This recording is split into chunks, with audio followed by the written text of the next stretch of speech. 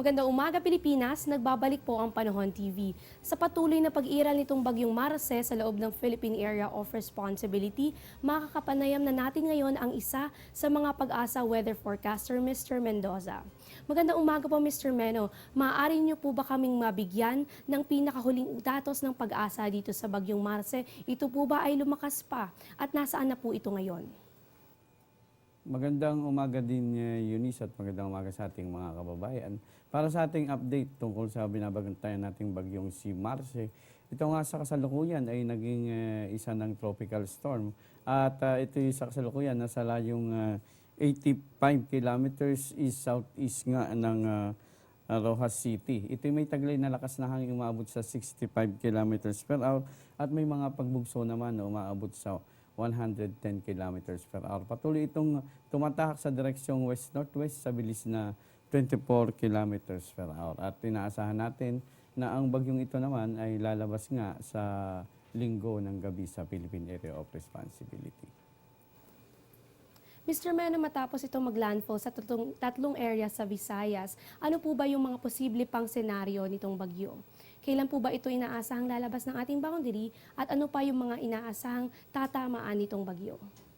Okay, pagkatapos nitong maglandfall nga sa kasalukuyan, ito ipapalapit na nga dito sa Panay Island at patuloy itong tatahak nga sa direksyong west-northwest at patuloy itong tatahak nga papunta dyan sa may Iloilo at hanggang doon sa may bandang Mindoro Island palabas dito sa bandang Northern Palawan hanggang sa makalabas nga siya ng ating Philippine Area of Responsibility sa linggo ng gabi. Sa nasabing lugar po, posible at doble ingat po kayo dahil posible dyan yung mga pagbaha at pagguho ng lupa. At katanungan po ito Mr. Meno, ligtas po bang pumalaot sa mga baybaying dagat? May takas-taas po bang gale warning sa mga baybaying dagat? Okay, para sa ating mga mangisda at gumagamit ng maliliit na sasakyang pandagat, mapanganib pa rin ang pumalaot o nakataas pa rin ang ating gale warning dito sa northern seaboards ng northern Luzon, gayon na rin sa seaboards ng sa eastern seaboards ng central at southern Luzon. Halos ang natitira lamang na wala tayong gale warning ay dito sa western part ng Luzon, kaya't pinapaalalahanan natin ating mga mangingisda na papanganib nga ang malaking bahagi ng karagatan ng Luzon. Kaya't pinapag-ingat sila na huwag pumalaot sa nasabing mga baybaying dagat. Mr. Meno, ano-ano po ba yung mga lugar na nasa ilalim ng tropical cyclone warning signals?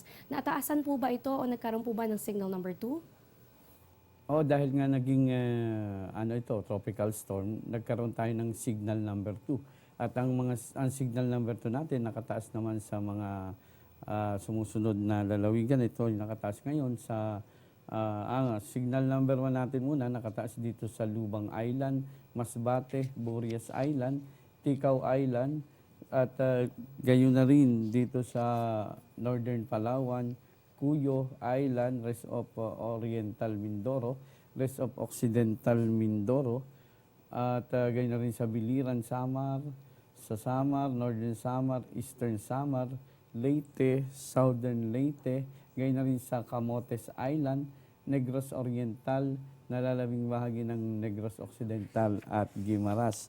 Samantalang ang signal number 2 naman natin, nakataas sa Romblon, Calamian Group of Islands, Southern Occidental Mindoro, Southern Oriental Mindoro, at sa Northern Negros Occidental, Iloilo, Capiz, Aklan, at Northern Antique. Ayan, sa mga nasabing residente po kayo, doble ingat po dahil mararanasan ninyo yung mga pagbugso ng hangin at mga pag-ulan.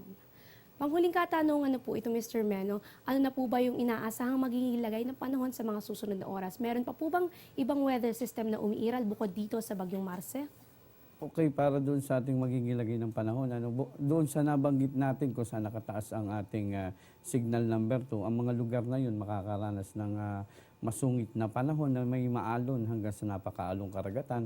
Samantalang ang signal number 1 naman natin makakaranas ng mga pag-ulan na may pagbugso ng hangin.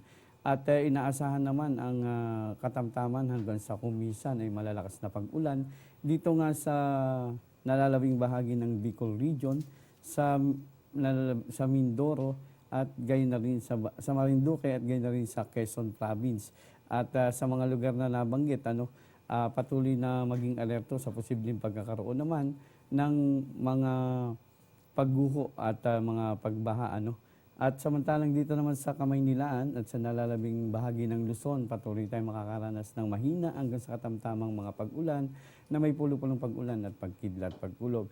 Dito sa Mindanao, inaasahan naman na maaliwalas na panahon, subalit asahan pa rin ang posibleng pagkakaroon nga ng pulo-pulong pag-ulan o pagkidlat, pagkulog. Maraming salamat po Mr. Mena Mendoza sa inyong mga ibinahaging impormasyon sa amin ngayong umagang ito. At dahil magdadala ng mga pag-ulan itong bagyong Marce, alamin natin ang tag-ulan checklist.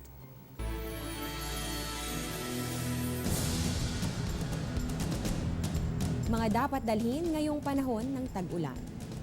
Laging magbitbit ng payong at raincoat. Magsuot ng waterproof na bota upang maproteksyonan ang paa sa baha. Magdala ng towel bilang pamunas kapag nabasa ng ulan. Mahalaga ang first aid kit para maibsan ang karamdaman o maiwasan ang mas grabeng pinsalang dulot ng aksidente.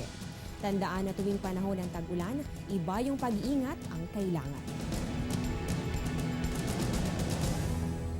Get timely and reliable Philippine weather information anytime, anywhere through the Panahon TV mobile app, a multifunctional mobile app that brings you weather updates sourced directly from Pag-asa. The app provides a complete 3-day weather forecast at your location. It also allows you to ask or share the weather to the community. It has auto alerts for thunderstorm advisory, rainfall warning, and storm signals over your area. Download for free today, available at Google Play Store and iOS.